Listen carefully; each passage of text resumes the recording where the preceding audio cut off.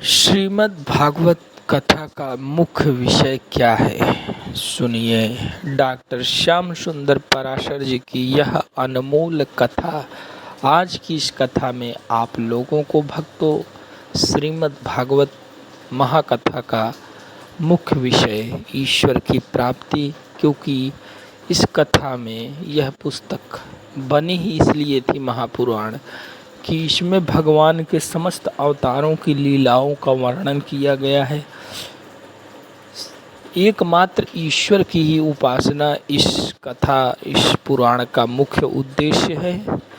तो आप लोग भी ध्यान से इस पुराण की कथा को सुनिए और अपने मानव जीवन के परम लक्ष्य को प्राप्त कीजिए, क्योंकि मानव जीवन का लक्ष्य यही है, ईश्वर की प्राप्ति। तो प्रेम से बोलिए श्री राधे राधे। दूसरे का उत्कर्ष, दूसरे की बढ़ोतरी जब आपको चुभती है, काटती है, तो समझ लो आपके भीतर मच्छर घुस गया। मच्छर बाहर से काटता है, मत्सर भीतर से काटता है। भागवत सुनने का वही अधिकारी है जिसके भीतर से मत्सर मर गया हो, मिट गया हो। अच्छा, भागवत सुनने से फायदा क्या होगा? बोले शिवदम, तुम्हारा कल्याण होगा। कैसे कल्याण होगा? बोले इस भागवत को सुनने से तुम्हें वास्तव वस्तु का ज्ञान हो जाएगा। जिस वास्तव वस्तु का ज्ञान होते ही आपका कल्याण हो जाएगा और जीवन के जो दैहिक दैविक भौतिक ताप हैं वो भी सब समाप्त हो जाएगा। और इतना ही नहीं, वह ईश्वर इस कथा सुनने की इच्छा करने मात्र से ही तुम्हारे हृदय में आकर के अवरुद्ध हो जाएंगे। सद्यो हृदय अवरुद्धते, हृदय में आके भगवान कैद हो जाएंगे। ऐसा ये चमत्कारी अद्भुत ग्रंथ है। निगम कल्पतरोर गलितम फलम, ये वेद रूपी कल्प वृक्ष का पका पकाया फल है। डाली प्रति डाली के द्वारा धरती पर आया है धीरे धीरे, इसलिए फूटा नहीं है, साबुत है, रसीला है। प्रमाण क्या है कि ये रसीला है?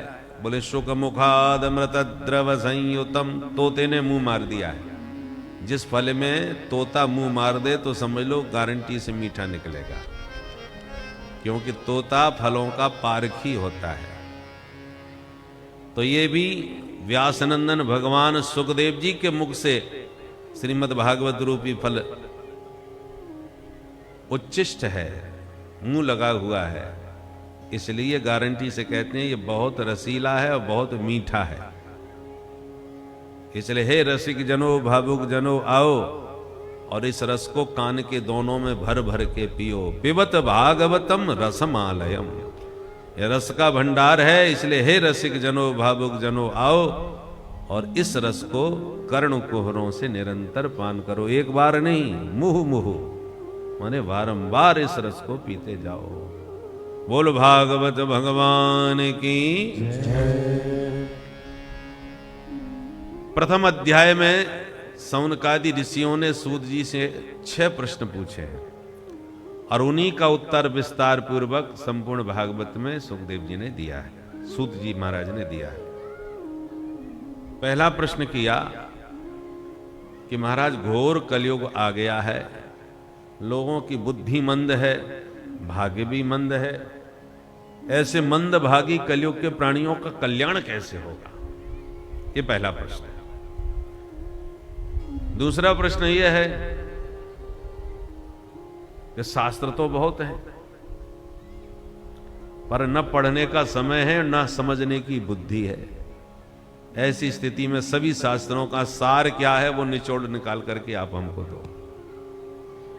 तीसरा प्रश्न यह है, भगवान के संकल्प से जब संसार बन सकता है तो मात्र कुछ राक्षसों को मारने के लिए उस परमात्मा को स्वयं क्यों आना पड़ता है? वहीं बैठे बैठे क्यों नहीं टपका देते? तो भगवान के अवतार का मुख्य कारण क्या है ये बताइए। चौथा प्रश्न यह है कि भगवान ने अवतार लिए तो कितने अवतार लिए, किस किस रूप में भगवान के अवतार हुए? क्योंकि आए दिन भारत में नए नए भगवान पैदा होते रहते हैं। तो फर्जी भगवान भी बहुत पैदा होने लगे हैं। इसलिए प्रामाणिक विधि से भगवान के कितने अवतार हुए वो बताइए। पांचवा प्रश्न यह है कि किस अवतार में प्रभु ने क्या क्या लीला करी। प्रत्येक अवतार की, प्रत्येक उनके चरित्रों का बहुत विस्तार से हमें वर्णन करके सुनाइए। और छठवां प्रश्न यह है कि जब भगवान लीला संवरण करके अपने धाम चले जाते हैं तब ये धर्म फिर किसकी शरण में जाता है। ये 6 प्रश्न पूछे। किम श्रेयः शास्त्र सारः स्वावतार प्रयोजनम किम कर्म केवताराश्च धर्मः कम शरणं गतः। इन प्रश्नों को सुनकर सूत जी बड़े प्रसन्न हुए। बोले महात्माओं, तुम्हारे प्रश्न लोक हित की भावना से बहुत सुंदर हैं, और पहले हम अपने गुरु जी का ध्यान करेंगे, फिर आपको जवाब देते हैं। 2 श्लोकों में गुरुदेव का ध्यान किया। यम प्रव्रजन्तमनुपेतमपेत कृत्यम द्वैपायनो विरह कातर आजुहाव पुत्रेति तन्मयतया तरवोभिनेदुस् तम सर्वभूत हृदयं मुनिमानतोऽस्मि यस्वानुभावमखिल श्रुतिसारमेक मध्यात्मदीपमतितितीनिशितां तमोघम् संसारिणां करुणयाः पुराणगुह्यम् तं व्याससूनुमुपयामि गुरुं मुनीनां। इन 2 श्लोकों में सुखदेव जी का ध्यान। कैसे हैं सुखदेव जी? यम प्रव्रजंतम, जो पैदा होते ही परिव्राजक बन गए, माने सन्यासी बन गए। सुखदेव जी पैदा होते ही विरक्त हो गए, जिनका जनेऊ आदि संस्कार भी नहीं हो पाया था, और जन्म लेते ही वन को चल दिए। श्री कृष्ण द्वैपायन वेद व्यास जी महाराज पराशर नंदन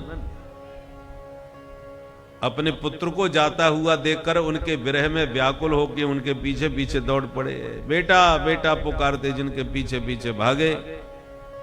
ऐसे सर्वभूत हृदय भगवान व्यासनंदन सुखदेव जी के श्री चरणों में बारंबार प्रणाम है। जिन सुखदेव जी ने सब श्रुतियों का सार निकाल करके श्रीमद् भागवत के रूप में ऐसा अध्यात्म का दीपक जलाया, इस भागवत रूपी अध्यात्म दीप के प्रकाश से अज्ञान के अंधकार में भटकते हुए जितने जीव थे उन सबको अध्यात्म का पथ दिखाई पड़ने लगा। ऐसे अध्यात्म पथ के प्रदर्शक भगवान व्यासनंदन सुखदेव जी के चरणों में हम बारंबार प्रणिपात करते हैं, प्रणाम करते हैं। सुखदेव जी की जन्म गाथा कौशिकी संहिता में विस्तार पूर्वक आती है। कौन है सुखदेव जी महाराज? जब भगवान श्री हरि अपने दिव्य गोलोक धाम से धराधाम पर अवतार लेने की भूमिका बना रहे थे किशोरी जी के साथ मिलकर, तो राधा रानी का एक पालतू तोता था, बड़ा लाडला। वो समझ गया कि ये जाने वाले हैं तो फड़फड़ाने लगा पिंजड़े में। किशोरी जी ने कहा, तू क्यों घबरा रहा है भाई? बोले, माता जी मुझे छोड़ के मत जाना। आप कहां जा रही हैं? भगवान किशोरी जी ने कहा, हम अवतार लेकर के भक्तों को आनंद देने के लिए धराधाम पर अवतार ले रहे हैं, तो माता जी हमें भी ले चलो। तुम क्या करोगे? बोले, आप क्या करोगे? बोले, हम मधुर मधुर लीलाएं करेंगी, जिन लीलाओं का चिंतन करके वर्णन करके अनंत काल तक जीवों का कल्याण होता रहेगा। तो जीवों के ऊपर कृपा करने, उनका कल्याण करने के लिए जा रहे हैं, तुम क्या करोगे? तोताराम जी बोले, आप चल के लीला कीजिए, मैं आपकी लीला का वर्णन किया करूंगा, आपके भक्तों को सुनाया करूंगा, मेरा भी अवतार का प्रयोजन सिद्ध हो जाएगा। किशोरी जी ने कहा, तेरी इतनी इच्छा है तो चल भाई। वही किशोरी जी का लाडला सुखदेव बन करके प्रकट हुआ। प्यार से बोलो, जय श्री राधे। जय श्री राधे। कहां प्रकट हुए? एक बार देवर्षि नारद जी कैलाश पर्वत पर पहुंचे तो भोले बाबा समाधिस्थ थे। माता पार्वती जी ने देखा हमारे गुरुजी आ रहे हैं, तो नारद जी को गुरुजी मानती हैं। पार्वती जी ने स्वागत किया, आओ आओ गुरुदेव, बहुते दिनन कीन मुनि दाया। बहुत दिनों के बाद दर्शन दिए गुरुदेव आपने, आप तो हमारे घर का रास्ता ही भूल गए। नारद जी बोले, देवी जी बुरा मत मानना, मैंने गृहस्थों के घर जाना थोड़ा कम कर दिया है। क्यों, क्या बात हो गई? अब बोले, ये घर गृहस्थी वाले लोग हमको बदनाम बहुत करते हैं कि बाबा घर फोड़ू है, लड़ाई झगड़ा करवाता है। हमारी बहुत बदनामी होने लगी, इसलिए हमने जाना नहीं बंद कर दिया, क्योंकि ये दुनिया बड़ी स्वार्थी है। स्वार्थ सिद्धि के लिए ही लोग प्रेम करते हैं। सुर नर मुनि सबकी यह रीति, स्वार्थ लाग करें सब प्रीति। मतलब होगा तो राम राम, नहीं तो कोई मतलब नहीं, तो राम राम भी नहीं। ऐसे स्वार्थी संसार में कहां किसी के घर जाना। पार्वती माने का, सुनो गुरुदेव, अब दुनिया का तो मुझे नहीं मालूम, पर अपने घर की मैं गारंटी ले सकती हूं, मेरे घर में स्वार्थ वाली बात आपको कहीं दिखाई नहीं पड़ेगी। मेरे घर का वातावरण इतना दिव्य है गुरुदेव, क्या बताऊं। हमारे यहां तो बैरी लोग भी आते हैं तो बैर करना भूल जाते हैं, प्रेमी बन जाते हैं। अब तुम ही देखो, मेरा वाहन शेर, मेरे भोले बाबा का वाहन बैल। बैल और शेर कहीं एक जगह मिलेंगे आपको? पर हमारे यहां नादिया भी बंधा है और शेर भी घूमता है। और सुनो, मेरे बड़े पुत्र कार्तिकेय का वाहन मोर, और मेरे भोले बाबा के गले में नाग, और मेरे छोटे पुत्र गणेश का वाहन चूहा। अब बोलो, सब एक दूसरे के दुश्मन है कि नहीं? शेर बैल को खा जाए, मोर सांप को पकड़े, सांप चूहे को पकड़ ले, सब एक दूसरे के दुश्मन हैं। पर मेरे घर में आके सब बैर भाव भूल के कितने प्यार से रहते हैं। और तुम मेरे घर में मुझसे कह रहे हो कि दुनिया में कहीं प्रेम नहीं रहा, सब स्वार्थी हो गए। दुनिया की तुम जानो, पर अपने घर की मैं जानती हूं। मेरे घर तो आया करो महाराज। नारद जी ने कहा, देवी जी अपने घर की कुछ ज्यादा ही तारीफ कर रही है। तो मेरा भी नाम नारद नहीं जो आज ही लड़ाई नहीं कराई। तो बोले, अच्छा माता जी आप बिल्कुल ठीक कह रही हैं, आपके घर का वातावरण वास्तव में बहुत दिव्य है, आदर्श परिवार है आपका। पर एक बात तो आपके यहां भी मेरे को समझ में नहीं आती। क्या? बोले, भोले बाबा के गले में नरमुंडों की जो माला लटकी रहती है, गले मुंड माला, ये हमको समझ में नहीं आता। ये बाबा किसका सिर लटकाए घूमते रहते हैं? आज तक हमें तो कभी बताया नहीं, हमको कुछ पता भी नहीं। पर देवी जी आप उनकी अर्धांगिनी हो और आपसे वो बेहद प्रेम करते हैं। वागर्था विव संप्रक्तौ वागर्थ प्रतिपत्तये जगतः पितरौ वंदे। आप तो जगत के माता पिता हो, एक दूसरे के पूरक हो। कहने में दो हो पर वस्तुतः एक ही हो, कहियत भिन्न न भिन्न। तो अब भोले बाबा आपसे क्या छुपाते होंगे, तो हमें तो नहीं मालूम, पर आपको जरूर माता जी पता होगा कि भोले बाबा के गले में ये नरमुंड किसके हैं। आप बताओ हमें। पार्वती जी ने कहा, गुरुदेव क्षमा करना, मुझे तो भोले बाबा ने इस बारे में कुछ बताया नहीं और इस विषय में मुझे भी कुछ पता नहीं। अब नारद जी बड़ी जोर से हंसने लगे। पार्वती जी ने कहा, इसमें हंसने की क्या बात है, मैंने पूछा नहीं, उन्होंने बताया नहीं। नारद जी ने कहा, वो सब ठीक है देवी, तुमने नहीं पूछा तो इसका मतलब ये नहीं कि तुम नहीं पूछोगी तो वो बताएंगे भी नहीं। अरे दुनिया को ना बताएं, पर तुम उनकी धर्मपत्नी हो, अर्धांगिनी हो, आपसे तो नहीं छुपाना चाहिए, आपको तो बता देना चाहिए कि नहीं। हम तो बाबा बैरागी हैं, कोई बात नहीं, नहीं बताया ना सही, पर आपसे भी दुरा छुपा रखते हैं भोले बाबा, आपको कुछ भी नहीं मालूम, सच बताओ। पार्वती जी ने कहा, ना ना मुझे कुछ नहीं मालूम, मैंने कभी पूछा भी नहीं। अरे राम राम, देखो माता जी बुरा मत मानना, सच्ची बात तो ये है कि स्वार्थ लाग करें सब प्रीति। ये दुनिया स्वार्थी है, सच्चा प्रेम तो कहीं है ही नहीं। अब पार्वती जी का माथा गर्म होने लगा। इतने में भोले बाबा की समाधि खुल गई। बम भोले, जैसे भोलेनाथ बोले तो नारद जी धीरे से खिसके भटकने लगे। भोले बाबा ने देख लिया, अरे आओ आओ नारद जी, कहाँ जा रहे हो? नारद जी ने भोले बाबा को प्रणाम किया और कहा, भोलेनाथ मैं बड़ी देर से आया हूं, खूब देवी जी से सत्संग चल रहा था, अब मैं ज्यादा रुक नहीं पाऊंगा, चलूंगा फिर कभी आके आपसे सत्संग करूंगा। और यूं कह के नारद जी खिसक लिए। भोले बाबा ने नारद जी के जाते ही जब पार्वती जी को देखा तो पार्वती जी का मुंह लटका हुआ, गाल फूले हुए, कुछ गड़बड़ करके गए होंगे। पार्वती जी से मुस्कुराते हुए भोले बाबा ने कहा, कहो देवी क्या बात है, ये मुंह पे 12 क्यों बज रहे, ये मुंह लटकाए क्यों बैठी हो, क्या हो गया? पार्वती जी ने कहा, बात मत करो, मुझे आज पता चला है कि तुम महाकपटी हो, मुझसे दुराज स्वभाव रखते हो। भोले बाबा ने कहा, भाग्यवान कुछ बताओगी भी, मैंने क्या कपट कर दिया? लगता है नारद जी उल्टा सीधा तुमको भड़का के गए। पार्वती जी ने कहा, मेरे गुरुजी के बारे में कुछ मत बताना, गुरुजी ने तो मेरी आंखें खोल दी आज, मैं तो आपको भोला भाला समझती थी, पर आज पता चला आप भोले नहीं हो, सिर्फ भाले हो, मुझसे छुपाव रखते हो। अरे तो देवी बताओ तो सही, क्या किया मैंने? बोले पहले आप बताओ भोले बाबा, ये आपके गले में नरमुंडों की माला लटकी रहती है, किसके सिर है? अपने मन से कभी बताया आपने हमको? भोले बाबा ने कहा, रे राम राम, इतनी सी बात पर नाराज हो? अरे भाग्यवान, ये और किसी के सिर नहीं है, सब तुम्हारे ही सिर हैं। पार्वती जी को बड़ा आश्चर्य, ये सब मेरे सिर हैं? बोले हाँ। ये कैसे हो सकता है, मैं तो जिंदा हूं अभी। बोले देवी जी, जब जब तुम्हारा जन्म होता है तब तब हमसे ही तुम्हारा विवाह होता है, और जब तुम मर जाती हो तो तुम्हारे वियोग में मैं पागल होने लगता हूं, तुम्हारे बिना रह नहीं पाता, तो तुम्हारा सिर ही गले में लटका के घूमा करता हूं। अब बताओ, मेरे जैसा कोई प्रेमी दीवाना दुनिया में होगा जो मरने के बाद भी तुम्हारा सिर लटकाए घूम रहा हूं, और तुम मेरे को कपटी कपटी बोले जा रही हो?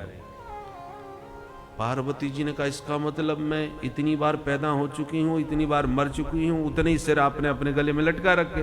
बोले हाँ बिल्कुल ठीक कहा। पार्वती जी ने कहा, तब तो आप कपटी नहीं महाकपटी निकले। क्यों? बोले एक बात बताओ, मैं इतनी बार मरी और पैदा भई और तुम्हें कभी कुछ नहीं हुआ, तुम जैसे के तैसे बैठे रहे। तुमने कौन सी अमर बूटी खा रखी है कि तुम्हें कुछ नहीं होता, मैं मरती पैदा होती रहती हूं? ये कपट नहीं है मेरे साथ। भोले बाबा ने कहा, देवी जी क्या बताएं, हमने अमर कथा सुनी है इसलिए हम अमरनाथ हो गए, पर तुम उससे अभी वंचित हो इसलिए तुम्हें मरना जीना पड़ता है। पार्वती जी ने कहा, यह सरासर मेरे साथ कपट किया है आपने, अब तो आपको मुझे भी अमर कथा अभी इसी वक्त सुनानी पड़ेगी। बोले बाबा समझ गए, त्रियाहट है, अब तो पक्का सुनाना पड़ेगा। ठीक है देवी, तुम्हें भी सुनाई देते हैं, पर हमारी 2 शर्त है। क्या? पहली शर्त यह है कि तुम्हारे अलावा दूसरा नहीं सुने, नहीं जो सुनेगा वो भी अमर हो जाएगा और समाज में समस्या खड़ी कर सकता है। इसलिए हम कथा कहेंगे आंख बंद करके, प्रेम में डूब करके, और तुम ध्यान से सुनोगी। ऐसा ना हो हम कथा कहते रहे और तुम्हारे खर्राटे बजते रहे। कथा में नींद बहुत जल्दी आती है, जिसको नींद ना आती हो, नींद की गोली खानी पड़ती हो, वो चुपचाप कथा में आके बैठ जाए, बिना गोली के खर्राटे बज जाएंगे। और माताओं को विशेष सुविधा है कथा में, घर में तो सास सोने नहीं देगी, इतना काम फैला पड़ा है और खर्राटे बजाए पड़िए। इसलिए सबसे बढ़िया तरीका है कथा में आ जाओ, 3 घंटे सास से पिंड छूटा, घर के कामों से भी झंझट खत्म, और नींद जब बढ़िया आवे तो बढ़िया सा घूंघट भी डाल लो, कोई देख भी ना पावे कि सो रही है कि सुन रही है। बोलो राधे राधे। राधे राधे। मन लगे तो सुनो, नहीं तो खर्राटे बजाओ। तो माताओं को भी नींद, सब भाई नींद तो सबको ही आती है। तो पार्वती जी तो बड़े ध्यान से सुनने लगी, और भोले बाबा ने कहा, हूं का भरती जाना। जैसे पुराने जमाने में कहानी किस्से सुनाए जाते थे, एक राजा था, सुनने वाला कहता उसकी 2 रानी थी, तो ऐसे हुंका कोई भरता जाए तो सुनाने वाले का मन बहुत बढ़िया लगता है। ऐसी जसोदा मैया अपने कन्हैया को एक दिन ऐसी कथा सुना रहे थे, और कन्हैया हुंका भर करके सुन रहे थे। रामो नाम बभूव तदबला सीतेति ऐसे एक राजा थे, कन्हैया बोले उनके 4 छोरा थे, राम लक्ष्मण भरत शत्रुघ्न। कन्हैया बोले ओ बड़ो छोरा, वाको नाम राम, पिता को बड़ो आज्ञाकारी। पिता ने 14 साल के लिए वनवासी बना दियो तो प्रेम से मुस्कुरा के चलो गयो। कन्हैया बोले और वो जंगल में जाकर के वाकी पत्नी जानकी को अपहरण एक दुष्ट रावण ने कर लियो। राक्षस रावण वाकू हरण करके ले गए। जैसी कन्हैया ने सुनी तो भगवान तो अपने नींद में कहानी सुन करके नींद आती थी, तो मैया सुना भी लग गई। कन्हैया सुनते गए, हुंका भरते गए, और जैसे ही कहा कि जानकी ने रावण का हरण कर लिया, सोई एकदम कन्हैया खड़े होके बोले लक्ष्मण लाओ तो मेरा धनुष, पापी रावण को मैं देखता हूं। सौमित्रे क्वधनु क्वधनु इति विज्ञाग्रह पातु। और मैया घबरा गई, अरे लाला कहीं कोई रावण राक्षस ना आए, बेटा मैं तेरी मैया हूं। तब कन्हैया शांत भय। मैया बोली हे भगवान, ऐसी कथा कबू ना सुनाऊंगी, मेरो छोरा रावण को नाम सुन के घबरा गयो, डर गयो लाला। ऐसे मैया कहानी किससे सुनाती थी? तो हुंका भर के सुनने में मन लगता है और सुनाने वाले का भी मन लगता है। तो भोले बाबा ने पहले शर्त रख ली, मैं कथा कहूंगा तुम हुंका भर के सुनोगी देवी जी, और यदि तुमने हुंका देने बंद कर दिए तो मेरी कथा बंद हो जाएगी, फिर मैं आगे नहीं कहूंगा। ये पहली शर्त है। ठीक है महाराज। और दूसरी शर्त यह है कि हमारे तुम्हारे अलावा तीसरा यहां कोई नहीं होना चाहिए, कहीं वो भी ना सुन ले। महाराज मुझे आपके दोनों शर्तें स्वीकार है। तो भोले बाबा ने डमरू बजाया, जीव जंतु कीट पतंग पशु पक्षी सब भाग गए। भोलेनाथ ने कहा भवानी जरा चारों तरफ देख लो, कहीं कोई छुपा हुआ तो नहीं बैठा। तो माता पार्वती जी ने दूर दूर तक चारों तरफ दृष्टि डाली, कहीं कोई नहीं। एक तोता का अंडा पड़ा हुआ दिखा। तो पार्वती माँ ने कहा ये तो अंडा है, ये अभी तो पैदा ही नहीं हुआ, कथा क्या सुनेगा। उस पर ध्यान ही नहीं दिया और भोले बाबा के सामने हाथ जोड़ के बैठ गई, महाराज चारों तरफ देख लिया, कहीं कोई नहीं है, अब कथा चालू करो। तो भोले बाबा ने भगवान का ध्यान किया, मंगलाचरण किया, नेत्र बंद करके, और कथा प्रारंभ। और माता पार्वती जी हुंका भरती गई, प्रेम से कथा सुनती गई। अब सुनाते सुनाते कथा और सुनते सुनते पार्वती जी को अचानक नींद आ गई। बहुत एकाग्रता से सुनो तो नींद और जल्दी आती है? और विशेषकर नींद तब आती है जब विषय वस्तु सिर के ऊपर से निकल रही हो। कोई गंभीर विषय की चर्चा करने लग जाओ तो नींद जल्दी आ जाती है, और कहानी किससे चुटकुले सुनाने लग जाओ तो आई हुई नींद भी भाग जाती है। तो माता पार्वती जी के सामने जब एकादश स्कंद का प्रतिपादन भोलेनाथ ने किया तो भवानी को नींद आ गई। नींद आ गई तो हुंका बंद। पर जो तोते का अंडा पड़ा था वो अमर कथा सुनते सुनते उसमें शक्ति आने लगी, शक्ति का संचार हुआ, अंडा फूट गया और नन्हा सा तोता उसमें से पैदा हो गया। और वो भी फुदकता हुआ पार्वती जी के बगल में बैठ के सुनने लगा। अब तोते की आदत होती है, वो जैसा सुनता है वैसा ही बोलता है। तो पार्वती माँ ने जब हुंका देने बंद कर दिए तो तोता बिल्कुल उनकी आवाज में ज्यों का त्यों हुंका भरना चालू कर दिया। भोले बाबा के कान में हुंका सुनाई पड़ते गए तो भोले बाबा की कथा चलती गई। और जैसी कथा पूरी हुई तो भोले बाबा ने जयकारा लगाई, बोल बाल कृष्ण लाल की जय। वही मैया की झक्की खुल गई, नींद खुल गई और हाथ जोड़ के तुरंत संभल के बोली, हाँ महाराज तो फिर क्या हुआ? भोले बाबा ने कहा फिर क्या हुआ? कथा पूरी हो गई और क्या हुआ? तुम सुन भी रही थी कि नहीं? सुन रही थी कि सो रही थी? अब माता पार्वती जी हाथ जोड़ के बोली, महाराज बुरा मत मानिए, मैं तो बहुत ही ध्यान से सुन रही थी, पर ध्यान लगाते लगाते कब समाधि लग गई पता ही नहीं चला। निद्रा समाधि स्थिति, मैं तो सो गई महाराज। भोले बाबा ने कहा सो गई? तो ये हुंका कौन भर रहा था फिर? तो मुझे कुछ नहीं मालूम महाराज। इसका मतलब कोई और भी है। ध्यान से चारों तरफ देखा तो तोता राम जी बैठे नजर आ गए। भोले बाबा ने कहा, अरे चोर कहीं का, इसने हमारी अमर कथा चुरा ली, छुप करके मेरी कथा सुनी है इसने, मैं नहीं छोड़ूंगा इसको। उठा त्रिशूल मारने को दौड़े, तोता राम जी फुर से उड़ गए। अब आगे तोता तो पीछे भोले बाबा पीछा करते भाग रहे थे कि उधर वेद व्यास जी महाराज का आश्रम आ गया। व्यास जी की पत्नी बिटिका देवी ऋतु धर्म से निवृत्त होकर के अपना श्रृंगार कर रही थी। श्रृंगार करते करते उन्हें बड़ी जोड़ की उबासी आ गई।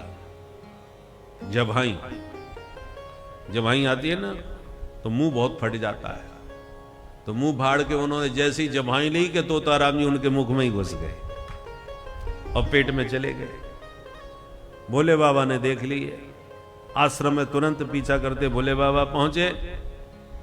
व्यास जी ने देखा भोलेनाथ आए हैं, अरे आओ आओ स्वागत है भोलेनाथ, अहो भाग्य हमारे, भोले बाबा पधारे। कहो भोलेनाथ क्या सेवा करी जाए, अचानक कैसे आना हुआ। भोले बाबा ने कहा कुछ मत पूछो व्यास जी, एक चोर का पीछा करते भागते भागते आया। चोर का पीछा आपने क्यों किया, आपका क्या चोरा लिया चोर ने? क्योंकि भोले बाबा मुझे तो आपके यहां चोरी करने लायक कुछ दिखता नहीं। चिता की भस्म लगाते हो, नरमुंडों की माला पहनते हो, सांप बिच्छुओं के आभूषण हैं, किसकी हिम्मत है जो आपके आभूषणों से हाथ लगा दे? कोई चोर आपके यहां क्या चुराएगा? भोले बाबा ने कहा ये रुपया पैसा सोना चांदी चुराने वाला चोर नहीं है, उसने मेरी अमर कथा की चोरी करी है। पता है अमर कथा कैसी है? जो एक बार सुन ले वो अमर हो जाए, कभी मरे ही नहीं। ऐसी कीमती अमर कथा उसने छुप करके चोरी से सुनी है, मैं नहीं छोड़ूंगा उसे। व्यास जी ने कहा भोले बाबा कहीं ज्यादा भांग तो नहीं चढ़ा ली? आप कैसी विचित्र बात कर रहे हो। यदि चोर ने अमर कथा सुन ही ली तो वो तो अमर हो गया, मारोगे कहां से? और मार डाला तो फिर अमर कथा का महत्व क्या रह जाएगा? फिर वो अमर कथा ही कैसी जो सुनने के बाद मरना पड़े? आपकी सब विरोधी बात है। अच्छा ये बताओ वो चोर है कहां? भोले बाबा ने कहा आपकी पत्नी के पेट में चला गया। कैसी बात कर रहे हो भोले बाबा? बोले हाँ मैंने देखा है। पर व्यास जी ने जब प्रेम से समझाया भोले बाबा जरा विचार करो, या तुमने उसे मार डाला तो अमर कथा का महत्व नष्ट हो जाएगा, और वैसे वो अमर कथा सुने बैठा है इसलिए मर ही नहीं सकता। व्यास जी ने भोलेनाथ ने कहा व्यास जी ठीक कह रहे हो, ये तो हमने कभी विचार किया ही नहीं, जब सुन ही लिया तो मरेगा कैसे? चलो छोड़ो जैसी ठाकुर जी की मर्जी, कह के भोले बाबा लौट गए कैलाश को। और वो तोताराम जी मैया के पेट में पूरे 12 साल तक बैठे ही रहे। व्यास जी बोले बेटा बाहर तो आओ, अब कोई खतरा नहीं है। भोले बाबा चले गए, परंतु भीतर से तोताराम जी बोले हम नहीं निकलेंगे बाहर। क्यों? बोले बाहर भोले बाबा तो चले गए पर आप प्रभु की माया बहुत बलवती है, जीव को जन्म लेते ही माया जकड़ लेती है। जैसे निर्मल जल की धारा बरसात में, आकाश में तो जल निर्मल रहेगा, धरती पर बूंद गिरी पानी गंदा हो गया।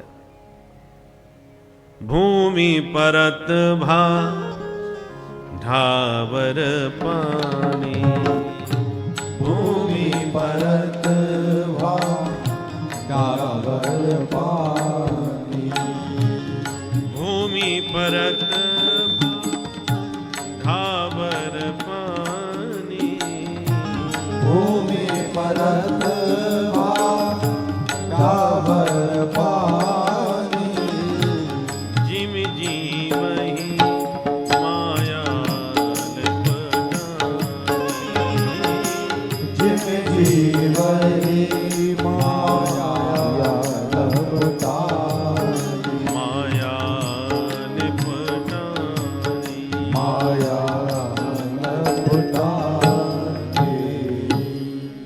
तो जीव मां के गर्भ में जब रहता है तब उसे सारा ज्ञान होता है, और जन्म लेते ही सब ज्ञान भूल जाता है और माया में लिपट के अपने आप को भी भूल जाता है। इसलिए पिताजी मैं बाहर नहीं आऊंगा। तो बेटा तू भीतर रहेगा भी कब तक? आज नहीं तो कल जन्म तो तुझे लेना पड़ेगा। बोले पिताजी जन्म हम तभी लेंगे जब मायापति भगवान मेरे सिर पर हाथ रख के मुझे वचन दें, मुझे आशीर्वाद दें कि उनकी माया मुझे कभी प्रभावित न करे। क्योंकि पिताश्री माया से वही बच सकता है जिसके सिर पर माधव का हाथ हो। माया को सब कोई भजे और माधव भजे न कोई, जो कदापि माधव भजे तो माया चेरी होए। माधव की दासी है ये माया, इसलिए भगवान कहते हैं देवी है सा गुणमयी मम माया दुरत्यया मामेव ये प्रपद्यन्ते माया मेताम तरन्ति ते। भगवान की कृपा से ही माया से बचा जा सकता है। तो माधव मुझे आशीर्वाद देंगे तभी बाहर आऊंगा। तब व्यास जी ने भगवान का स्मरण किया, प्रभु पधारो, इस बच्चे को आशीर्वाद दो। तब भगवान ने प्रकट होकर सुखदेव जी को दर्शन दिया और कहा, पुत्र मेरा आशीर्वाद है, तुम निश्चिंत होकर बाहर आओ, मेरी माया तुम्हें छुएगी भी नहीं। जब भगवान ने वचन दिया, आशीर्वाद दिया, तब सुखदेव जी ने जन्म लिया। तो जन्मते ही सन्यासी बन गए, क्योंकि माया मुक्त हो गए। माया क्या है? मैं और मोर तोरते माया। ये मेरा है, वो तेरा है, ये मेरा तेरा ही तो माया का खेला है। तो माया से मुक्त होकर के श्री सुखदेव जी इसलिए जन्म लेते ही प्रव्रजंत हो गए, सन्यासी बन के जंगल को चले गए। और व्यास जी पुत्र पुत्र पुकारते उनके पीछे भागे। ऐसे सर्वभूत हृदय सुखदेव जी के श्री चरणों में बारंबार प्रणाम है। बोल सुखदेव भगवान की जय। सौनकादि ऋषियों से सूत जी कहते हैं, ऋषियों तुमने लोक मंगल की भावना से बहुत बढ़िया बढ़िया प्रश्न पूछे हैं। देखो, मनुष्य जीवन का उद्देश्य खाना पीना सोना नहीं है। खाना पीना सोना तो पशु पक्षी सब जानते हैं। आहार निद्रा भय मैथुनंच सामान्य में तत्पशुभिर नराणाम धर्मो हि तेषाम अधिको विशेष धर्मेण हीन पशुभि समान। आहार माने भोजन, निद्रा सोना, भय और मैथुन, ये चार क्रियाएं हैं जो हम में, मनुष्यों में और पशुओं में बिल्कुल बराबर है। हम भी खाना पीना जानते हैं, पशु भी अपना भोजन करते हैं। हमको भी डर लगता है, उन्हें भी डर लगता है। हम भी सोते हैं, वो भी सोते हैं। हम भी बच्चे पैदा करते हैं, वो भी बच्चे पैदा करते हैं। अब हम में पशु में अंतर क्या रहेगा? जो काम पशु पक्षी करते हैं वही काम हम सब कर रहे हैं। तो फिर बड़े भाग्य मानुष तन पावा क्यों? किस मामले में हम श्रेष्ठ हैं? बोले एक विशेषता हम में है, हम धर्माधर्म पर विचार करते हैं, कर्तव्य का विवेक रखते हैं। हमें कब क्या करना चाहिए, कब क्या नहीं करना चाहिए, ये ज्ञान हमारे पास है, पशु पक्षियों के पास नहीं होता। वो खाते भी जाते हैं और त्यागते भी जाते हैं। इस पृथ्वी पर मानव जन्म ही सबसे उत्तम जन्म माना गया है, क्योंकि भोग विलासिता, परिवार भरण पोषण, यह तो और योनियों में भी होता है, पक्षियों में भी होता है, पशुओं में भी होता है, किंतु मानव जीवन इन सबसे सर्वोपरि है।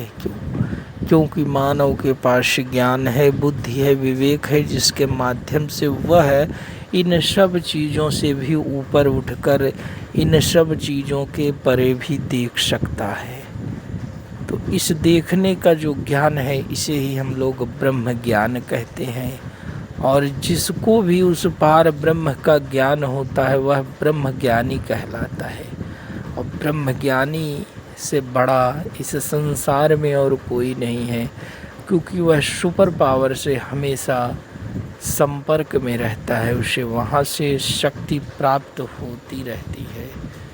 तो इस अनुपम कथा को आप सुनते जाइए और प्रभु के चरणों में अपने मन कमल को अर्पित करते जाइए। प्रेम से बोलिए श्री राधे राधे। भैंस चर रही है, कैसे चर रहे हैं? चरते जाते हैं, घूमते जाते हैं, खड़े खड़े खाते हैं, बैठ के नहीं खाते। बैठ के ज्वारी करते, पचाते हैं, खाते खड़े खड़े। ये सब पशुता के लक्षण है। जो हम लोगों के आते जा रहे हैं। तो शास्त्र विहित, शास्त्र ने जो कहा है वो उसका नाम विधि है।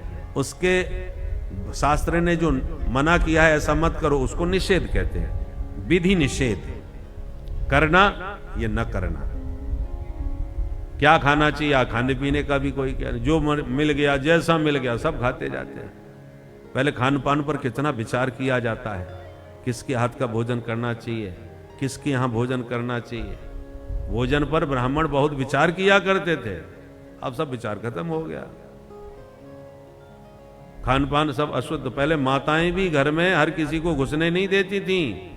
जूता चप्पल कोई पहन के घुस नहीं सकता, अब तो जूता चप्पल पहन के सीधे रसोई में ही भोजन बन रहा है। हाथ पैर धो करके आसन पर बैठ के ही भोजन किया जाता था। लोटा गिलास 2 पानी के भर के रखे जाते थे, गिलास से पानी पियो, लोटा से लेते जाओ। क्योंकि पिया हुआ पानी जो शेष बचता है वो कुत्ते के मूत्र के समान होता है। समझ गए? पीत से सम पाद से सम संध्या से सम तथैव च सुनो मूत्र समम तोयम पीत्वा चांद्रायणम चरे। शास्त्र की आज्ञा। पैर आपने लोटा में पानी लिया और पैर धो लिया, आधे पानी से पैर धो लिया और आधा पानी पी लिया, तो जो आधा पानी आपने पिया है वो कुत्ते के मूत्र के समान होता है। इसलिए पैर धोने के बाद शेष पानी को नहीं पिया जाता, वो अशुद्ध हो जाता है। पाद शेषम, पैर धोने के बाद जो शेष बचे हैं। संध्या बंदन करते हैं, संध्या बंदन करते का पात्र होता है, संध्या बंदन करने के बाद कुछ पानी पात्र में शेष बच गया, वो भी अपवित्र। और पीने के बाद एक गिलास में आपने पानी लिया और पी लिया, पीने के बाद थोड़ा रख दिया, बाद में फिर उसे नहीं पीना चाहिए, वो भी अपवित्र होता है। पीत शेषम, पीने से जो शेष बचा। पाद शेषम, पैर धोने के बाद जो शेष बचा। और संध्या शेषम, संध्या के बाद जो शेष जल बचता है, ये 3 जल का जो शेष बचता है। सुनी मूत्र समम तोयम, सुनी माने कुत्ता, कुत्ते के मूत्र के समान वो जल अपवित्र अशुद्ध होता है। यदि पीते हो तो व्रत, चांद्रायण व्रत करके उसका प्रायश्चित करना चाहिए। तो ये सब विधि निषेध हैं शास्त्रों के, जो ब्राह्मण लोग विचार करते थे। इसलिए पुराने जमाने में आपने देखा होगा, 1 लोटा 1 गिलास 2 पानी के भर के रखे जाते थे कि गिलास का पानी पियो और उतना ही पानी गिलास में लो जितना आप पी सको, लोटे से भरते जाओ। ये सब इसका नाम है शौचाचार, पवित्रता। तो ये सब बातें विचारणी मनुष्य के लिए होती हैं, पशु पक्षियों के लिए कोई विचार नहीं। और हम लोगों ने ये सब विचार करना छोड़ दिया, इसलिए हम पशुता की ओर बढ़ते चले गए। पहले ब्राह्मण स्वयं पाकी होते थे, अपने हाथ से बना के पाते थे ताकि पूरी तरह पवित्रता का ध्यान रखा जाए। दूसरा कोई भोजन बना रहा है, कैसे बना रहा है, वो अशुद्ध अपवित्र हो सकता है। और अपवित्र भोजन करने से बुद्धि अशुद्ध होती है, बुद्धि में अध्यात्म शक्ति ग्रहण करने की क्षमता नहीं रहती। बुद्धि में उस परम तत्व को, परम सूक्ष्म विषय को समझने की तभी सामर्थ्य आएगी जब आहार तुम्हारा शुद्ध और पवित्र होगा। इसलिए ब्राह्मण न किसी के घर में जल्दी से खाते, जाते भी थे तो अपने हाथ से बना के खाते थे, हर किसी का हाथ का नहीं पाते थे, ताकि हमारी बुद्धि शुद्ध रहे। ब्राह्मण की बुद्धि का शुद्ध होना इसलिए आवश्यक है क्योंकि वो बड़ा सूक्ष्म दृष्टा होता है, शास्त्रों के गंभीर विषयों का चिंतन करता है। वो तभी चिंतन कर पाएगा जब उसकी बुद्धि सूक्ष्म होगी। इसलिए शुद्धता का, पवित्रता का विशेषकर ब्राह्मण लोग बहुत विचार करते थे। अब खान पान सब अपवित्र हो गया, खान पान अपवित्र हो गया तो बुद्धि भी अपवित्र हो गई। तो अब उस गंभीर विषयों को समझने सोचने की क्षमता हमारी बुद्धि में नहीं रह गई, मति की दुर्बलता से। शास्त्र मत भी हमको समझ में नहीं आते। इसलिए सूत जी कहते हैं, ऋषियों मनुष्य जीवन का उद्देश्य जीवस्य तत्व जिज्ञासा। खाना पीना सोना नहीं है, तत्व को जानो।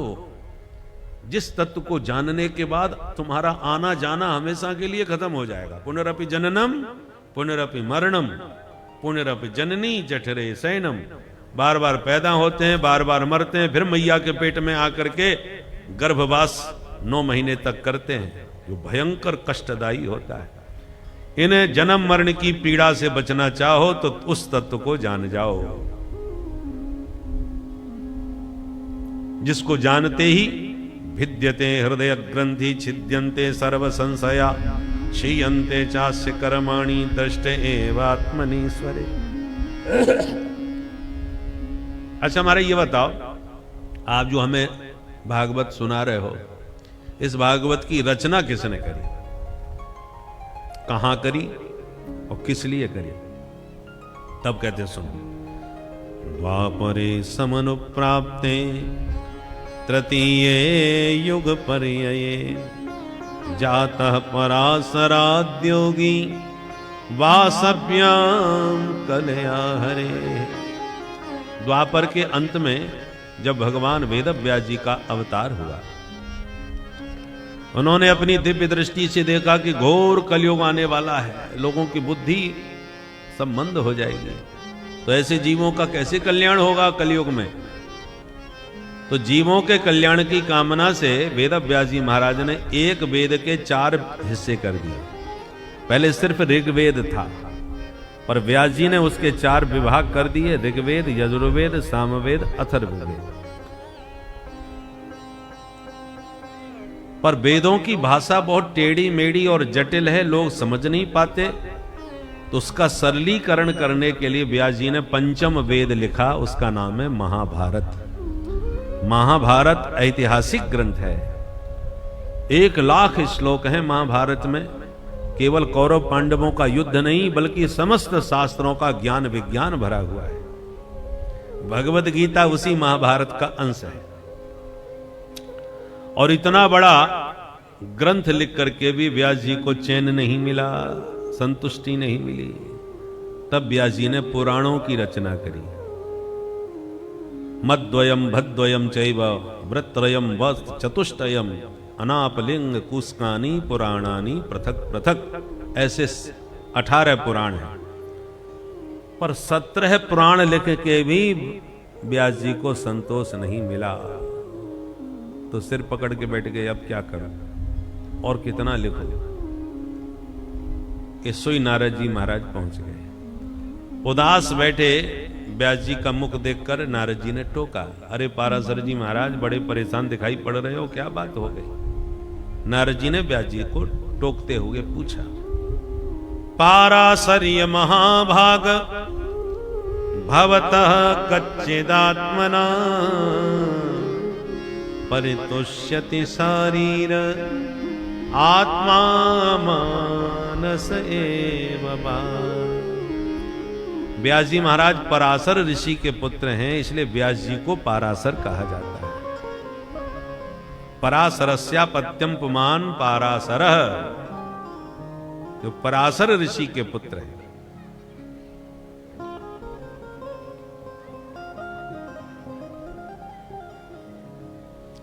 तो पूछा पराशर नंदन व्यास जी, आपके मुख पर ये अप्रसन्नता क्यों? व्यास जी ने नारद जी को प्रणाम करके उनका पूजन किया और कहा, भगवान ये मैं स्वयं नहीं समझ पा रहा कि इतने बड़े बड़े ग्रंथ लिख करके भी मेरा मन प्रसन्न क्यों नहीं।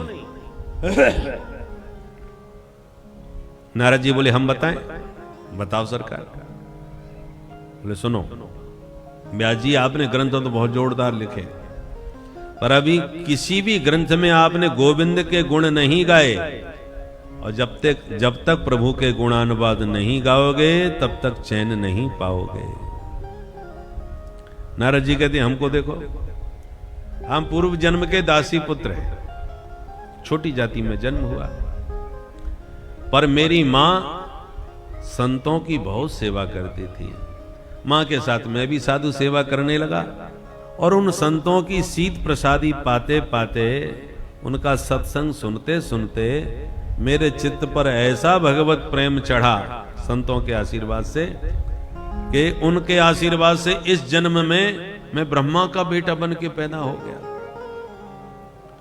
और भगवत प्रेम जो संतों ने मेरे भीतर जगा दिया, उस प्रेम में डूब करके एक दिन मैं मस्ती से कीर्तन कर रहा था, जय सिया राम जय जय सिया राम, जय सिया राम जय जय सिया राम, जय सिया राम जय जय सिया राम, जय सिया राम जय जय सिया राम, जय सिया राम जय जय सिया राम, जय सिया राम जय जय सिया राम, जय सिया राम जय जय सिया राम, जय सिया राम जय जय सिया राम, जय सिया राम जय जय सिया राम, जय सिया राम जय जय सिया राम, जय जय सिया राम, जय जय सिया राम, जय जय सिया राम, जय जय सिया राम, जय जय सिया राम। नारद जी कहते मेरे कीर्तन पर ठाकुर जी ऐसे रीझे कि शंख चक्र गदा पद्म लेके मेरी आंखों के सामने प्रत्यक्ष प्रकट हो गए। वो लक्ष्मी नारायण भगवान की जय। मेरे कीर्तन से प्रसन्न होकर के प्रभु ने अपने कर कमलों से मुझे वीणा प्रदान कर दी और कहा, पुत्र तुम बड़ा बढ़िया मेरे नाम का संकीर्तन गाते हो, अब ये वीणा अपने हाथ में संभालो और इसी वीणा पर मेरे नाम का गुणगान करते हुए जगत में विचरण करो, मेरे नाम का खूब प्रचार प्रसार करो, ताकि जगत के जीव इस नाम की नौका में बैठ करके भवसागर को पार कर जाएं। नारद जी कहते हैं, व्यास जी जब से ये वीणा मेरे हाथ लगी है तब से हमेशा इसको मैं हृदय से लगा के रखता हूं और इसी पर गोविंद के गुण गाता रहता हूं। ये साधारण वीणा नहीं है। इस वीणा की क्या विशेषता है, ध्यान से सुनो। नारद जी वर्णन करते हैं, देव दत्ता में मां वीणा, देव दत्ता में मां वीणा, देव दत्ता में मां वीणा, देव दत्ता में मां वीणा, स्वर ब्रह्म विभूषिता, स्वर ब्रह्म विभूषिता, देवदत्ता में मां वीणा, देव दत्ता में मां वीणा, मूर्छयित्वा हरि कथा, मूर्छयित्वा हरि कथा, मूर्छयित्वा हरि कथा, मूर्छयित्वा हरि कथा, गायमानश्चराम्यहम्,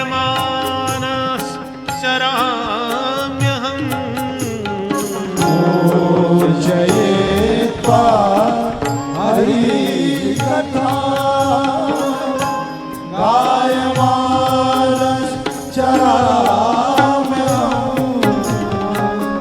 गायमानश्चराम्यहम्,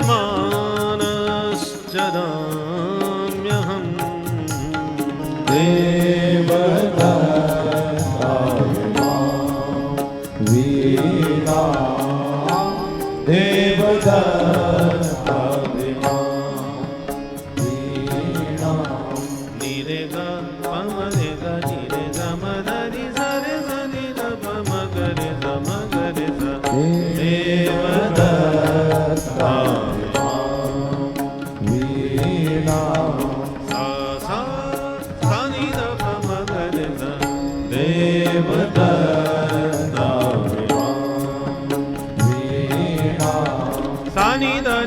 प ध प म नी रे सा देवदत्ता वीणा नी रे ग प म रे ग नी रे ग म ध नि ध रे ध नि ध प म ग रे ध म ग रे ध सा सा सा नि ध प म ग रे ध सा नि ध प ध प म नी रे सा देवदत्ता वीणा मूर्छयित्वा हरि कथा मूर्छयित्वा हरिकथा मूर्छयित्वा नीरे ग म ध सा सा मूर्छयित्वा हरिकथा मूर्छयित्वा सा सा ग म ध नि ध ग म ध नि ध ग म ध नि ध सा सा मूर्छयित्वा हरिकथा गायमानश्चराम्यहम् मूर्छयित्वा हरिकथा गायमानश्चराम्यहम्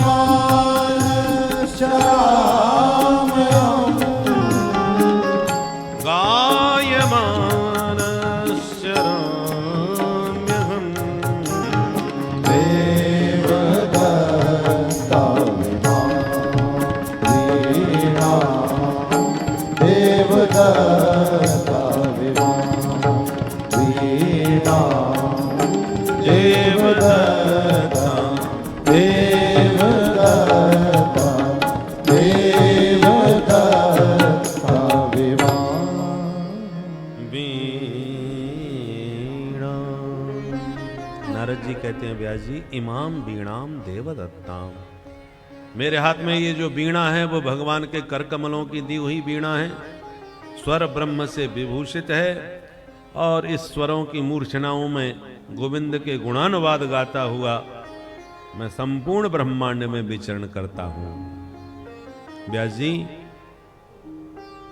किसी को देवता मानते हैं, किसी को दैत्य मानते हैं, किसी को राक्षस मानते हैं, मनुष्य मानते हैं, पर एक नारद ऐसा है जिसको सब मानते हैं।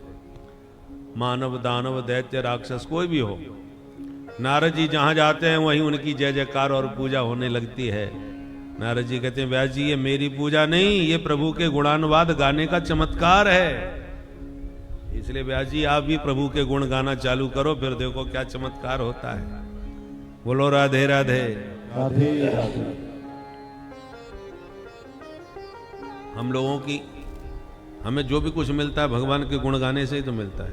वे दरबार में पैदा हुए कौन जानता था, वृंदावन में जाके भगवान के गुण गाने सीख लिए और भगवान के गुण गाने का चमत्कार देखो महाराज। दुनिया रुपया खर्च करके विदेशों में जाती है, हम रुपया लेकर के भी आते हैं और विदेश भी घूमे आते हैं। तो देश विदेश में भगवान के गुणानुवाद ही तो ले जा रहे हैं, घुमा भी रहे हैं और चकाचक माल पानी भी दिलवा रहे हैं।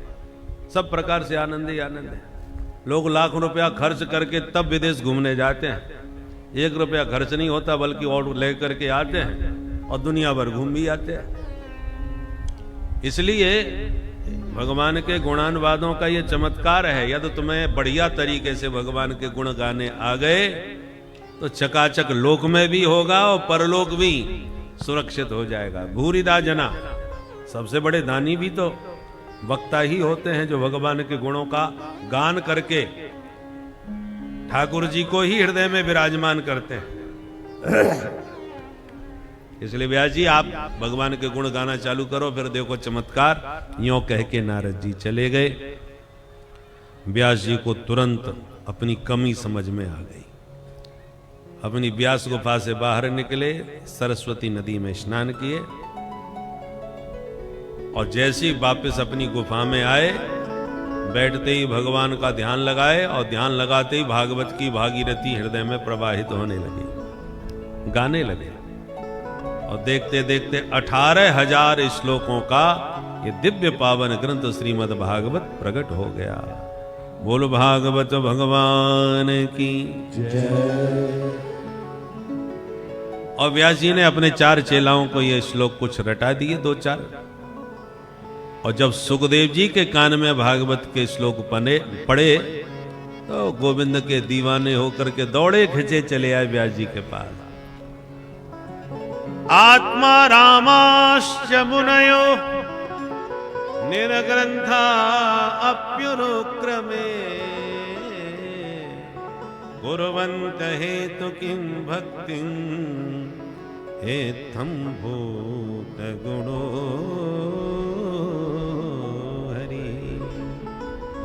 हरि के गुणानुवाद सुनते ही व्यास जी महाराज के पुत्र सुखदेव जी दीवाने होकर के चले आए। भैया बड़े प्यारे श्लोक आए, जरा और सुनाओ। चेलाओं ने कहा चलो हमारे गुरु जी के पास ऐसे 18,000 श्लोक हैं। तब सुखदेव जी व्यास जी के पास आकर के विधिवत भागवत का अध्ययन किए और भागवत को आत्मसात करके समय पा करके फिर सुखदेव जी ने यही कथा सम्राट परीक्षित को गंगा के किनारे सुनाई। सौनक जी ने कहा महाराज परीक्षित को कथा क्यों सुनाई? सुखदेव जी जैसे परमहंस संत गोदोहन काल से ज्यादा कहीं टिकने वाले नहीं। जितनी देर में गैया दोह ली जाए उसको गोदोहन काल कहते हैं। प्राचीन भारत में हर बात गाय से जोड़ के बोली जाती थी। कितनी देर तक रहोगे? बोले गोदोहन काल तक। शादी पक्की हो गई? बोले हो गई। शादी का समय क्या है? बोले गोधूली बेला। तो गाय से समय का ज्ञान हो रहा है। जिसके घर में जितनी अधिक गाय होती थी उसको उतना ही गौरवशाली कहा जाता था। गौरव का अर्थ क्या है? रव माने ध्वनि, आवाज।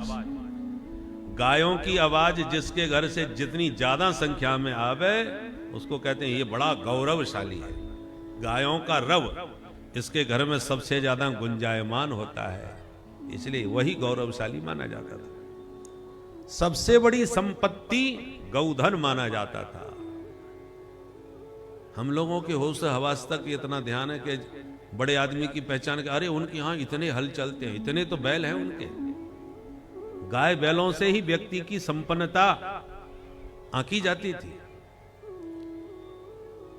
इतने हल, इतने बैल, इसका मतलब जमींदार है, ज्यादा खेती होती है तभी तो इतने बैल हैं। तो गाय और बैलों की संख्या जिसके यहां ज्यादा होती थी वो उतना ही प्रतिष्ठित गौरवशाली व्यक्तित्व माना जाता था। जब धनों की बात आवे तो गोधन, गजधन, बाजधन और रतन धन खान, पर जब आवे संतोष धन सब धन धूरी समान। धनों की गणना प्रारंभ करी तो सबसे पहले नाम किसका लिया? गौधन, गाय का धन। भगवान का अवतार क्यों होता है? गोस्वामी जी ने वर्णन किया, विप्र धेनु सुर संत हित लीन मनुज अवतार। 4 नाम लिए, विप्र धेनु सुर संत। तो क्या इन 4 के लिए ही भगवान अवतार लेते हैं? केवल ब्राह्मणों के लिए? केवल गायों के लिए? मानव समाज मनुष्य मात्र से विप्र ले लिया और पशुओं में से गौ माता को ले लिया। सुर देवता और संत तपस्वी, ये 4 नाम क्यों लिए? क्योंकि ये 4 नाम जो लिए गए हैं वो चारों पुरुषार्थ चतुष्टय के प्रतिनिधि हैं। पुरुषार्थ चतुष्टय जानते हैं किसे कहते हैं? धर्म, अर्थ, काम, मोक्ष। ये जो 4 हैं ये पुरुषार्थ चतुष्टय हैं। राम, लक्ष्मण, भरत, शत्रुघ्न, ये चारों भाई पुरुषार्थ चतुष्टय के स्वरूप हैं। तो शास्त्र कहते हैं कि पुरुषार्थ चतुष्टय में एक भी पुरुषार्थ आपने जीवन में सिद्ध नहीं किया तो आपका जन्म लेना उसी प्रकार व्यर्थ हो गया जैसे बकरी के गले का स्तन व्यर्थ होता है। बकरी के गले में थन लटके रहते हैं तो पर किसी काम के तो नहीं होते, केवल लटके ही रहते हैं, उनका कोई उपयोग तो नहीं है। उसी प्रकार मनुष्य शरीर लेके भी तुमने धर्म अर्थ काम मोक्ष कुछ भी सिद्ध नहीं किया। धर्मार्थ काम मोक्षाणाम यस्यै कोपि न विद्यते अजागलस्तनस्यैव तस्य जन्म निरर्थकम। उस मनुष्य का जन्म निरर्थक है जैसे बकरी के गले का स्तन निरर्थक होता है। तो विप्रधेनु सुर संत क्यों कहा? क्योंकि धर्म पुरुषार्थ चतुष्टय में सबसे पहला स्थान धर्म का है, और धर्म का प्रतिनिधि कौन होता है? विप्र। ब्राह्मण का कर्तव्य है धर्माचरण करे और धर्म का उपदेश दे करके दूसरों से धर्माचरण करावे। ब्राह्मण उसका प्रतिनिधि होता है धर्म। एतदेश प्रसूतस्य सकाशादग्र जन्मनः स्वम सम चरित्रम शिक्षेरन पृथिव्याम सर्वमानवाः। मनुस्मृति। मनु महाराज ने कहा ब्राह्मणों से ही मनुष्य मात्र को अपने कर्तव्य का, अपने धर्म का शिक्षा ग्रहण करनी चाहिए। तो धर्म की शिक्षा ब्राह्मण तब दे पाएगा जो स्वयं धर्म का आचरण करे। हम स्वयं अपने धर्म का पालन नहीं कर रहे तो दूसरे से क्या पालन करवाएंगे? कलयुग ने इसलिए सबसे तगड़ा प्रहार ब्राह्मणों के ऊपर किया, क्योंकि ब्राह्मण यदि पतित हो जाए तो और समाज को पतित करने की जरूरत नहीं, अपने आप सब पतित हो जाएंगे। क्योंकि दर्शक तो ब्राह्मण है। मार्ग घर का, जैसे कोई सबसे जो घर का मालिक है वो बिगड़ जाए तो घर को बिगड़ते देर नहीं लगती, सब बिगड़ जाएंगे। तो समाज का पथ प्रदर्शक ब्राह्मण होता है। ब्राह्मण भ्रष्ट हो गया तो पूरा समाज भ्रष्ट हो जाएगा, देर नहीं लगेगी। खान पान पर विचार ब्राह्मण करता है, शौचाचार पवित्रता का विचार ब्राह्मण करता है। अब ब्राह्मण किसी के हम पीने लग जाए बैठ करके, उल्टा सीधा खाने लग जाए। एक तो खाना पीना होता है, एक पीना खाना होता है। तो ब्राह्मण यदि पीने खाने लग जाए तो और किसी को बिगाड़ने की जरूरत नहीं। अरे जब पंडित जी खा रहे हैं तो हम खा लें तो क्या बुराई है, जब पंडित जी पी रहे हैं तो हमने पी लिया तो क्या हो गया? पूरा समाज अपने आप बिगड़ गया ना।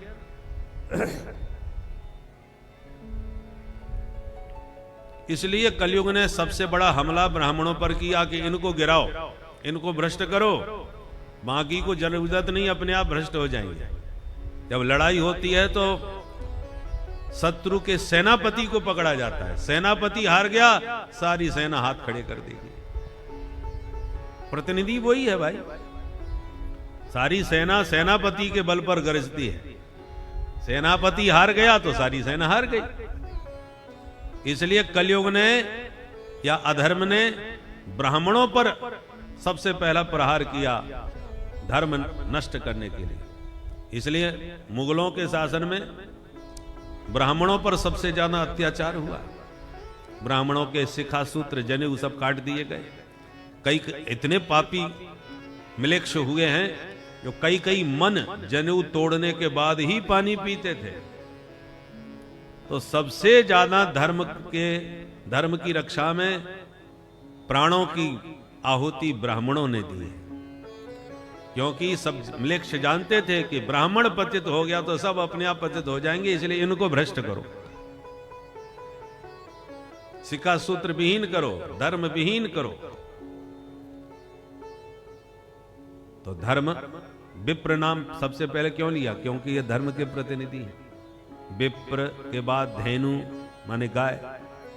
गाय का नाम दूसरे नंबर पर क्यों लिया? क्योंकि दूसरे नंबर पे धर्म के बाद अर्थ। अर्थ माने संपत्ति। गौ माता संपत्ति का प्रतिनिधित्व करती है, अर्थ की प्रतिनिधि। गाय के द्वारा अर्थव्यवस्था बड़ी सुदृढ़ हो सकती है। अर्थ का मतलब केवल पैसा ही नहीं होता। संपत्ति, किसी के पास स्वास्थ्य की संपत्ति होती है, किसी के पास सम्मान की संपत्ति होती है, किसी के पास नोटों की संपत्ति होती है। शुद्ध देसी गाय का दूध जो पिए उसका स्वास्थ्य ठीक रहता है, शरीर स्वस्थ रहता है। बुद्धि कुशाग्र होती है, ये भी तो संपत्ति है। पहला सुख निरोगी काया, दूसरा सुख घर में हो माया। माया तो दूसरे नंबर पे आएगी, पहले काया तो ठीक रहे। और काया बीमारियों से भरी पड़ी है। आपके पास धरे हैं करोड़ों रुपया, किस काम के? अरबपति सेठ जी हैं, सेठ जी चलो भोजन कर लो। अरे साहब हमको तो दाल का पानी बताया है, हम कहां खा पाते हैं। अरे कितनी जोरदार मिठाई है, खा के तो देखो। अरे साहब हमको तो डायबिटीज है। अब तुम्हारी संपत्ति किस काम की जब भोग ही नहीं पा रहे? इसलिए गौ माता यदि आपके पास है, गौ माता की पीठ पर हाथ फेरने से ही हजारों बीमारियां दूर हो जाती हैं। विदेशियों को यह बात समझ में आ गई। विदेशों में लोग गाय सिर्फ इस दूध के लिए नहीं पाल रहे, गाय को सिर्फ इसलिए पाल रहे हैं कि इसके पीठ पर हाथ फेरेंगे और हम स्वस्थ रहेंगे। और दूसरा कोई हाथ फेरने आवे तो उसे डॉलर लेते हैं, तब हाथ लगाने देते हैं गौ माता से। पहले इतना फीस, जैसे कहते हैं ना फीस, डॉक्टर के पास जाओ, ज्योतिषी के पास जाओ, पहले फीस जमा करो तब बैठो। ऐसे ही वहां गौ माता के दर्शन करने जो आते हैं उनसे फीस ली जाती है, तब हाथ फेरने देते हैं। ये विदेशियों की बात बता रहे हैं। हमारे पूर्वजों ने पहले ही हमको गौ माता पकड़ा दी ताकि सारी बीमारियां तुम्हारी ठीक हों। हमारे यहाँ ऋषियों ने नियम भी बताया कि पहली रोटी घर में गाय को खिलाओ, अंतिम रोटी कुत्ते के लिए होती है, पहली रोटी गौ माता के लिए होती है। इसलिए कि ताकि रोटी खिलाओगे, हाथ फेरोगे, अपने आप स्वस्थ रहोगे। तो गाय को सिर्फ दूध के लिए नहीं, स्वस्थ रहने के लिए। और केवल इस जीवन को ही स्वस्थ नहीं रखती, मरने के बाद तुम्हें बैतरणी भी पार कराती है गौ माता। तो लोक और परलोक दोनों को संभालने वाली जो गौ माता है, हमने उसको घर से निकाल दिया। पहले गलियों में कुत्ते भौंकते रहते थे, गाय घर में रह करके लोग उसकी सेवा करते थे। आज गाय गलियों में भागती डोलती है, कुत्ते घर में घुसे बैठे। कुत्तों की सेवा जोरदार हो रही है। उनको शैम्पू में नवाया जा रहा है, खाने के लिए बढ़िया बढ़िया उनके लिए पूरा आहार दिया जा रहा है। नेक बीमार हो जाए तो डॉक्टरों को दिखाया जा रहा है। बच्चों जैसी उनकी सेवा हो रही है। और गाय के लिए खर्च करने के लिए कुछ नहीं है। जिस कुत्ते को छूने से भी पाप लगता है, अशुद्ध अपवित्र हो जाए, पाप करना मतलब अशुद्ध हो गया। और शास्त्र कहते हैं जिस घर में कुत्ता रहता है उस घर की कोई भी सामग्री देवता स्वीकार नहीं करते। आप चाहे हवन करो, चाहे तुम भोग लगाओ, चाहे कुछ भी करो, देवता कभी ग्रहण नहीं करेंगे। जिस घर में कुत्ता रहे उस घर की सामग्री अशुद्ध अपवित्र मानी जाती है, इसलिए देवता स्वीकार नहीं करते। और जिस घर में गौ माता रहती है उस घर में देवताओं का अपने आप ही वास होता है। गाय के गोबर में लक्ष्मी का वास है, इसलिए पुराने जमाने में आंगन को गाय के गोबर से लीपा जाता था कि महालक्ष्मी हमारे आंगन में सदा रहे। गोमये बसते लक्ष्मी। तो जो जिसके रोम रोम में देवी देवताओं का वास है, जिसके गोबर में लक्ष्मी का वास है, वो अर्थ संपदा देने वाली गौ माता को हमने त्याग दिया घर से बाहर, और कुत्तों को घर में घुसा लिया, जिनको छूना भी पाप लगता है। तो ये सब शास्त्र विरुद्ध हमारा आचरण हो रहा है, मनमुखी आचरण हो रहा है। विदेशियों को देख देख कर हम भी अंध परंपरा में उसी विदेशियों की संस्कृति में ढलते जा रहे हैं, अपनी संस्कृति और सभ्यता को छोड़कर। गाय के स्तनों में दूध होता है, बछड़ा उसका खूब दूध पीता है, और उसी स्तनों में कीड़े भी लग जाते ना। दूध के स्तन के पास ही कीड़े लगे हैं, पर वो खून पीते हैं, दूध नहीं पीते। गाय तो वही है, एक दूध पी करके हृष्ट पुष्ट उछल रहा है और दूसरा खून पी करके, उसी गाय का। उसी प्रकार गाय तो साक्षात भगवान की प्रिया शक्ति है। अब आप उसका दूध पीना चाहो या खून पीना चाहो, बछड़ा बनना चाहो या कीड़ा बनना चाहो, ये आपके ऊपर निर्भर है। आज हम लोग गाय का दूध पीना छोड़ दिए और गाय की हत्या करा के उसका मांस विक्रय करना चालू कर दिया। भारत कितना बड़ा मांस विक्रेता बन गया है, बीफ का विक्रेता। कितनी ऊंची बात गुरुदेव भगवान ने कही है कि जिस भारत भूमि को धर्म का आधार बिंदु कहा जाता था, माना जाता है या अब भी है। उसी भारत भूमि पर ऐसे ऐसे निकृष्ट कर्म भी होते हैं जिससे हमारी भारत भूमि की छवि धूमिल होती है। यह कलयुग का ही महत्व है, कलयुग का ही प्रभाव है कि धर्मात्मा लोग भी अधर्म की तरफ प्रेरित होते हैं, उन्हें प्रेरित कराया जाता है। किंतु यह सब भावी है, जो होनी है यह लिखा हुआ था सो होके रहता है। इसीलिए जो भी आप प्रारब्ध में लिखा है वही आप पाते हैं। बस ईश्वर की भक्ति अगर आप करने लगते हैं तो समझ लीजिए कि आपका प्रारब्ध विशेष रूप से लिखा गया, क्योंकि ईश्वर की भक्ति जिस जन्म में भी होगी, जिस व्यक्ति के जीवन में होगी, उस व्यक्ति के जीवन को विशेष कलम द्वारा लिखा जाता है। तो आगे हम अपनी वाणी को विराम देते हैं, कुछ अंश बचा है इसे आप सुने और अपने मन को ईश्वर भक्ति में लगाइए। तो प्रेम से बोलिए श्री राधे राधे। गोलियां चलवा दी महात्माओं, हजारों की संख्या में महात्माओं को मार डाला, मार काट के ठिकाने लगा दिया, पर गो हत्या बंद अब तक नहीं हुई। ये स्थिति स्वतंत्र भारत में हुई है। जिस देश में गो हत्या का समर्थन किया जाता है, गो मांस का विक्रेता भारत बना हुआ है, बताइए उस देश में भारतीय संस्कृति की प्रतिष्ठा कैसे हो पाएगी। इसलिए कोई नागनाथ कोई सांपनाथ, किसके बारे में क्या कहा जाए। सनातन धर्म का हितैषी कोई नहीं है। अब हमको आपको यह विचार करना है कि कम खतरा किससे है। खतरनाक तो सभी है, कोई भी पार्टी हो। एक सांपनाथ तो दूसरा नागनाथ। अब सांप से कटना ही है तो ऐसा सांप से कटो ताकि जहर हमको इतना ना फैले कि प्राणी ले ले, बच सके। कई सांप ऐसे होते हैं जिनके काटने से बच सकते हैं, और कई सांप ऐसे हैं कि काटे तो महाराज पानी ना पी पाए, वहीं के वहीं लुढ़क जाए। इसलिए हैं तो सब नागनाथ सांपनाथ। अब आप यह विचार कीजिए कि किस नाग का काटे से हम बच जाएं, उसको अपना आशीर्वाद दें।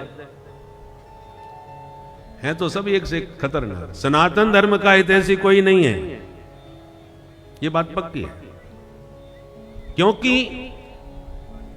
जिस देश में गाय के दूध की नदियां बहती थी, आज तक स्वतंत्र भारत में अब भी गायों के साथ वही अत्याचार हो रहा है। विदेशी लोग करें समझ में आती है, मिलेक्स लोग करें समझ में आता है। हिंदुस्तान कहा जाता है, हिंदुओं का स्थान है ये, और उन्हीं हिंदुओं की आराध्या गौ माता के साथ जहां अत्याचार हो, वो भारत कैसा हो सकता है। उस भारत में भगवान का नाम ही गोपाल, गोविंद, ये सब गायों के नाम से ही तो पड़ा है। तो जिन आराध्य को हम गो विप्र के नमो ब्राह्मण्य देवाय गो ब्राह्मण हिताय च, गाय ब्राह्मण के हितैषी भगवान है हमारे। और उस